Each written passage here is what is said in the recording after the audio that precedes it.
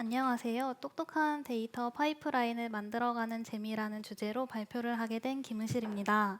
지금부터 에어플로우에 대해 간략히 소개하고 이를 적용한 후 어떤 점이 좋아졌는지 발표하겠습니다. 저는 지난 7년간 DBA로 일하다가 올해 데이터 엔지니어로 전향한 5개월 차 새내기 데이터 엔지니어입니다. 처음 5년간 DBA로 음악 서비스를 운영했고 지난 5개월간 또 다른 음악 서비스인 플로의 데이터를 다루는 일을 하고 있습니다. 어쩌다 보니 음악 데이터를 다루는 일을 계속 하게 되었습니다. 제가 오늘 이야기할 내용은 실적 지표 자동화하기라는 목표를 달성하기 위해 진행했던 내용들입니다. 먼저 GCP 빅쿼리에 예약된 쿼리를 적용했던 과정을 공유해드리고 에어플로우가 무엇인지, 에어플로우 도입 후 어떤 점이 좋아졌는지 말씀드리려고 합니다. 저희 팀은 GCP를 기반으로 DW를 운영하고 있어서 빅쿼리에 데이터를 적재하고 있습니다.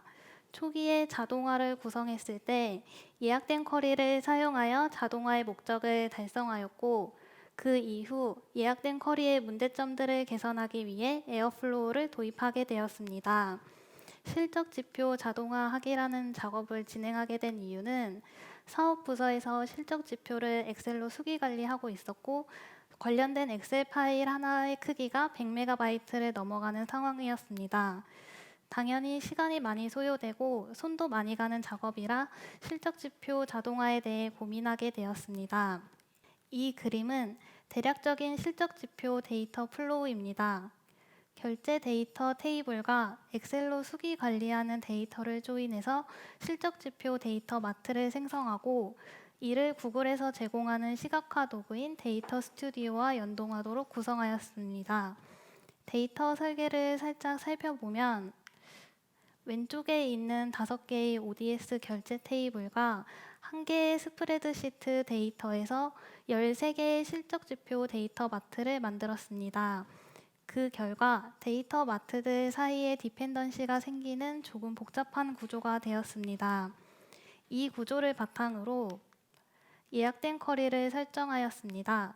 빅쿼리의 기능 중 하나인 예약된 쿼리는 설정한 시간에 저장한 쿼리를 수행하는 기능입니다.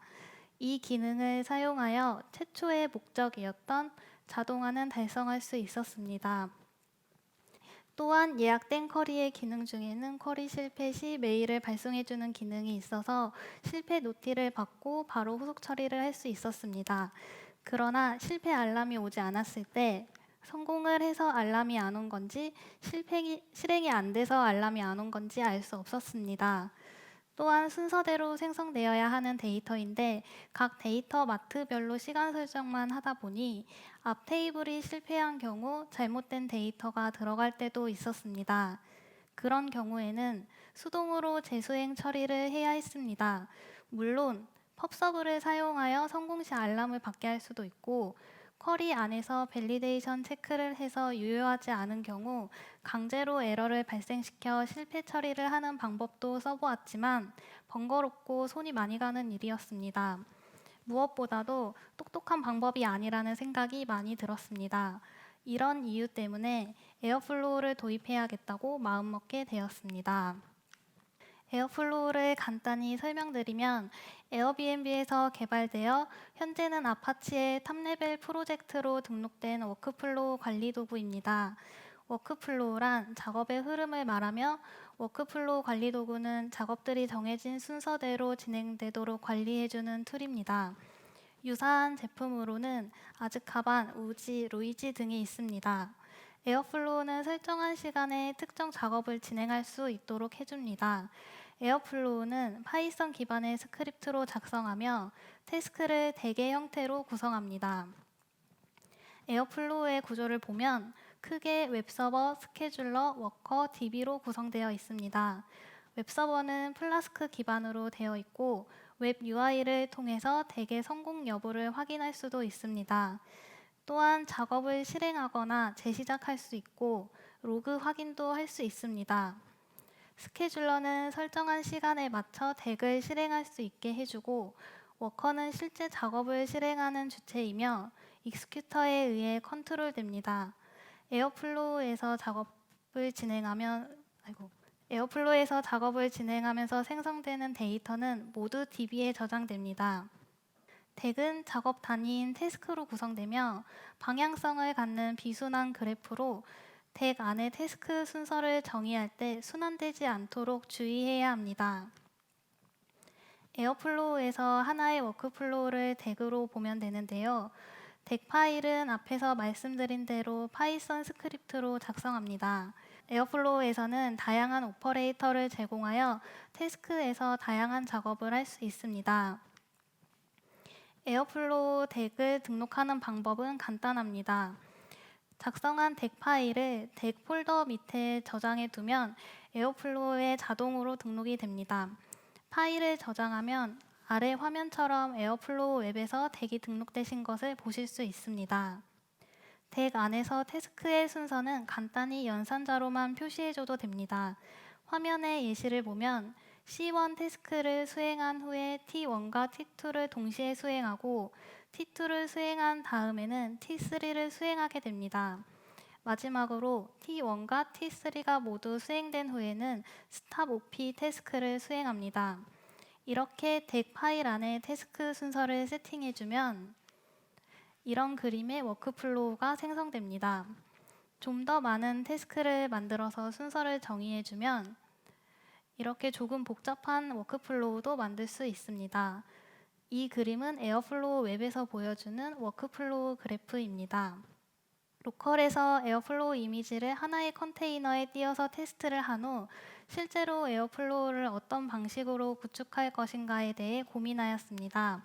에어플로우는 레퍼런스가 많은 만큼 구축 방법도 다양하고 그 중에는 GCP에서 제공하는 에어플로우 매니지드 서비스인 클라우드 컴포저도 있습니다. 클라우드 컴포저를 사용하면 에어플로우를 좀 더 쉽게 구성할 수 있고 모니터링도 제공되어 안정적으로 운영할 수 있습니다. 그래서 처음에는 컴포저를 사용하는 것을 고려했는데 그림에서 보시는 것처럼 컴포저는 다른 여러 서비스들이 연결되어 있습니다. 특히 쿠버네티스 엔진 위에 에어플로우가 올라가 있는 구조인데요. 컴포저를 고려했을 당시에 저는 쿠버네티스와 에어플로우 모두 익숙하지 않았고 다른 구성 요소들 간의 관계도 잘 알지 못했습니다. 그래서 이슈가 발생했을 때 정확히 어떤 포인트가 문제가 될지 예상할 수 없었습니다. 또한 컴포저 같은 매니지드 서비스가 편하게 쓸 수 있지만 잘 모르고 구성하면 예상치 못한 엄청난 비용으로 돌아올 수 있기 때문에 먼저 에어플로우를 직접 구성해보고 컴포저는 좀 더 스터디를 한 이후에 도입하기로 했습니다. 그래서 저희는 지금 VM 위에 에어플로우를 운영하고 있습니다. 현재 저희가 운영하고 있는 에어플로우 화면입니다. 실적 지표 덱을 포함하여 총 54개의 덱을 운영 중입니다. 이 에어플로우 웹 화면에서 덱의 성공 실패를 한눈에 확인할 수 있고 수동으로 덱을 실행하는 것도 가능하고 각 상세 페이지에 들어가면 로그도 확인할 수 있습니다. 덱 파일 작성 시 디폴트 아규먼트의 성공 실패 시 콜백 함수를 지정하여 실패했을 때는 물론 성공했을 때도 슬랙 메시지를 받고 있습니다. 그럼 에어플로우 도입 후 얼마나 좋아졌을까요? 몇 가지 예를 들어보면 예약된 쿼리로 구성했을 때는 A 테이블 작업이 끝난 후 B 테이블 작업을 하는 경우 A 테이블의 작업이 끝나는 예상 시점을 B 테이블의 작업 시작 시간으로 설정해야 합니다. 만약 예상치 못한 이슈로 A 테이블 작업이 오래 걸릴 경우 B 테이블은 이를 인지하지 못하고 그냥 예정된 시간에 맞춰서 작업을 진행하게 되죠. 그러면 결국 B 테이블에는 잘못된 데이터가 들어가게 됩니다. 그러나 에어플로우에서 연산자를 사용하여 순서를 지정해주면 A 테이블 작업의 소요 시간에 상관없이 A 테이블의 작업이 완료되면 이어서 B 테이블의 작업을 진행하게 됩니다. 이렇게 되면 데이터 정확성을 높일 수 있습니다.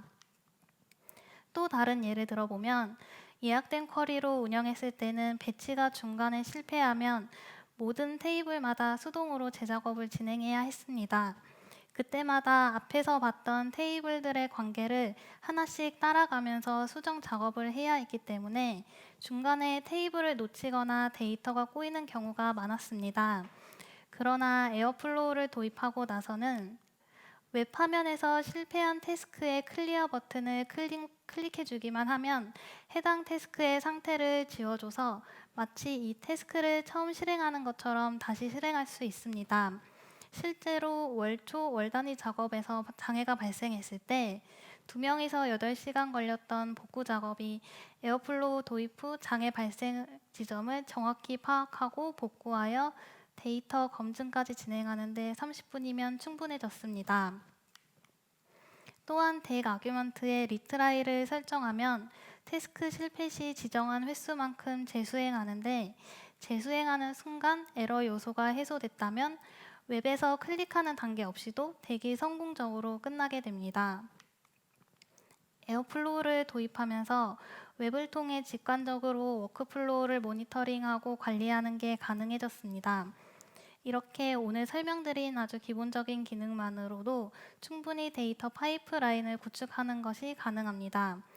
이후 에어플로우에 좀 더 익숙해지면 다음과 같은 기능도 활용할 수 있습니다. 익스터널 태스크 센서를 활용하여 너무 큰 덱 하나를 관리하는 것 대신에 작은 덱의 디펜던시를 만들어서 좀 더 수월하게 관리할 수 있습니다. 그리고 프라이어리티, 큐, 풀 등을 적용하여 부하를 분산시키고 보안 문제를 해결하는 데 도움이 될 수 있습니다. 에어플로우를 도입하고 나서 그 전에 예약된 쿼리로 운영하면서 불편하고 불안했던 것들이 모두 해결되었다는 것만으로도 재밌는 경험이었습니다.